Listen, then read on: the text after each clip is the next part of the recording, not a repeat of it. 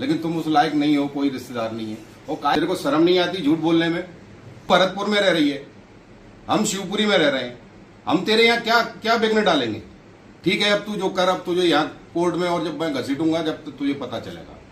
Court में मतलब case डाल दिया, कितना मतलब स्ट्रगल कर रहे हैं मेरे लिए, मुझे पागल घोषित कर दिया, मैंने मानहानि कर दी, ना जाने कौन कौन सी धाराएं मेरे ऊपर, बहुत सारी धाराएं लगी हुई हैं, उसमें बहुत सारी धाराएं लगा दी हैं। कोई बात नहीं, लड़ेंगे, केस भी लड़ेंगे। आप अपने बेटे के लिए फाइट करते हैं ना जब आपको आता है। और कौन थी जो अलका थी, उन्होंने कितना साथ दिया, जबकि मैं तो उनके साथ खड़ी हुई थी।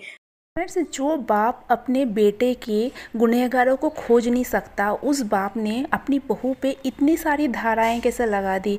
मतलब ये सुनने में कितना ज़्यादा आश्चर्य लग रहा है ना दोस्तों, कि जिसके दोनों बेटे चले गए उसको कोई फ़र्क ही नहीं पड़ा।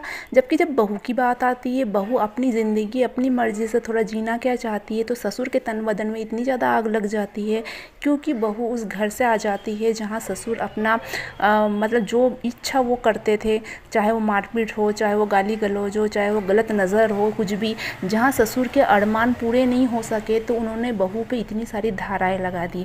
मतलब एक कमज़ोर औरत पे इतनी सारी धाराएं लगा के ससुर जी साबित क्या करना चाहते हैं। यही चीज़ अगर थोड़ी बहुत राजवीर के केस में दिखाई होती तो कम से कम आज ये तो पता चलता कि राजवीर के साथ आखिर हुआ क्या था, और राजवीर की आत्मा को भी शायद थोड़ी बहुत शांति मिल जाती कि घर वालों ने कुछ तो करा उनके लिए, कुछ तो किया। पर एक अच्छा खासा भला इंसान इस दुनिया से चला गया, उसके पैसों पे उसी के पिता ऐश कर रहे हैं, उसी के पिता ऐश कर रहे हैं। अपनी बहू को भी निकाल के फेंक दिया, ना कुछ दिया, कुछ भी नहीं। एक बाहर की लड़की को घर में लेके आ गए और उसके ऊपर से सपना के ऊपर इतनी सारी धाराएं लगा दी। तो कौन मतलब क्या समझाएं और क्या बोले उस इंसान को। अपने आप को सही साबित करने के लिए उन्होंने सपना पे धाराएं लगा दी, क्योंकि सपना ने उनकी पोल पट्टी जो सोशल मीडिया पे खोल दी थी कि उनकी